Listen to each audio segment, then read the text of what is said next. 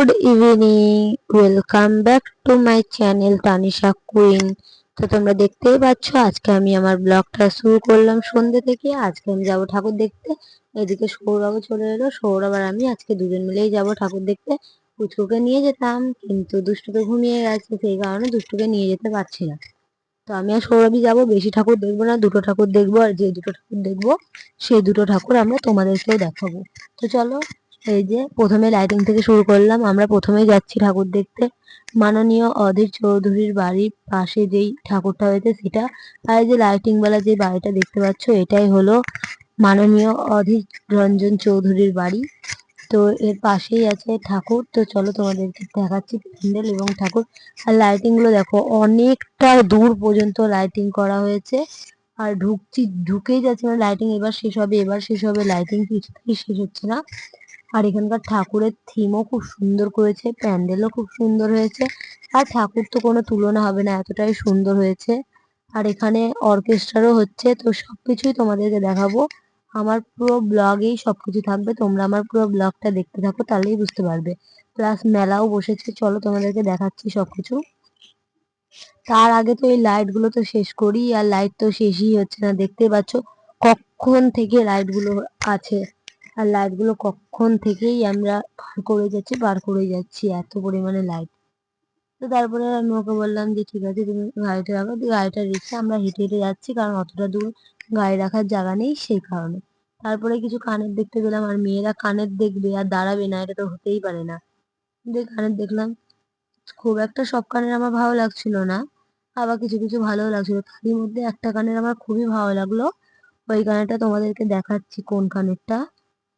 এই যে নিচে যে কানেরটা আছে ওই কানেরটা, এবার নিচে তো অনেক কানেরই আছে, ওরই মধ্যে একটা কানের আমার ভালো লাগছে, তোমাদেরকে হাত দিয়ে দেখাচ্ছি। এই যে এই কানেরটা ভালো লেগেছে, আমি দাম জিজ্ঞাসা করলাম, বললো 100। আমার মনে হলো খুব বেশি দাম, তাই নিলাম না। তারপরে এই মেলায় আরো অনেক কিছু আছে, সবকিছুটা তোমাদেরকে ঘুরে দেখাতে পারিনি। এবং অনেক খাবার দাবারও বসেছিল, সবকিছু তোমাদেরকে দেখাতে পারিনি।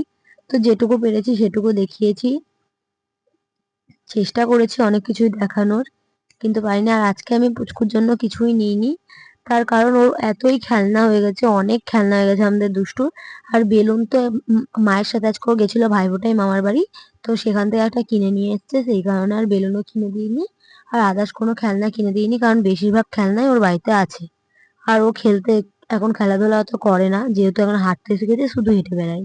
সে কারণে আর এক্সট্রা করে কিছু নিলাম না। আর ওকে নিয়ে এলে অবশ্যই ওকে কিছু কিনে দিতাম, ওকে যেহেতু নিয়ে আসেনি তাই আর কিছু কিনিও নি।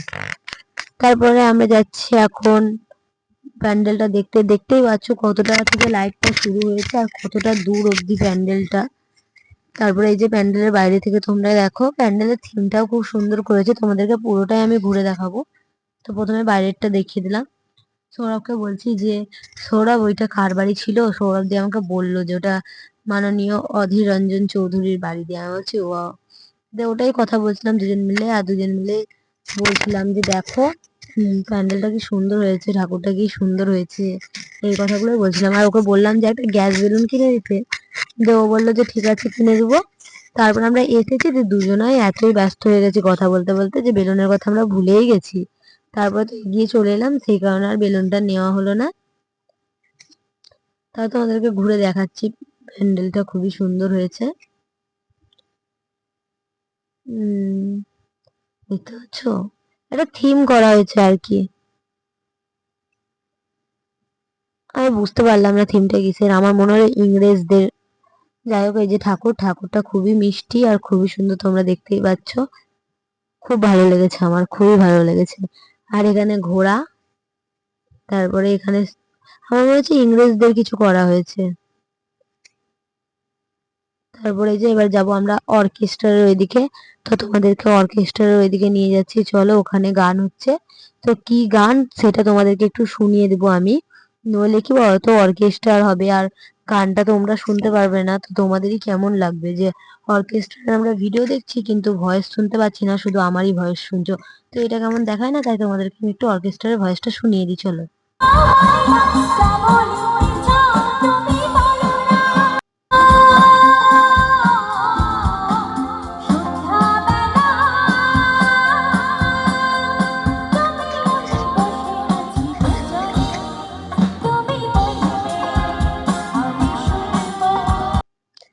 তারপর ওখানে কিছু ভিডিও করার পর আমরা চলে এলাম এবার বাড়ি যাওয়ার উদ্দেশ্যে।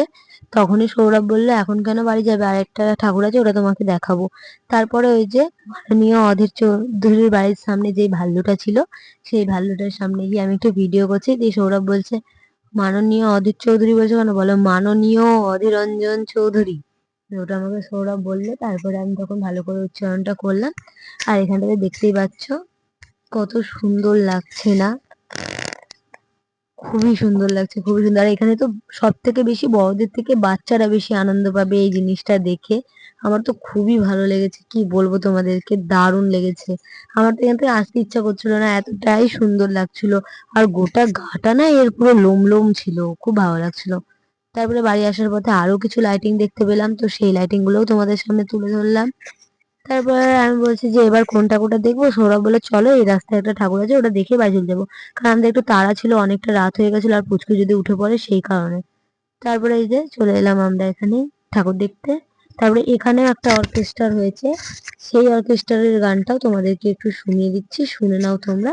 তারপরে আমি কিছু কথা বলছি, দাঁড়াও।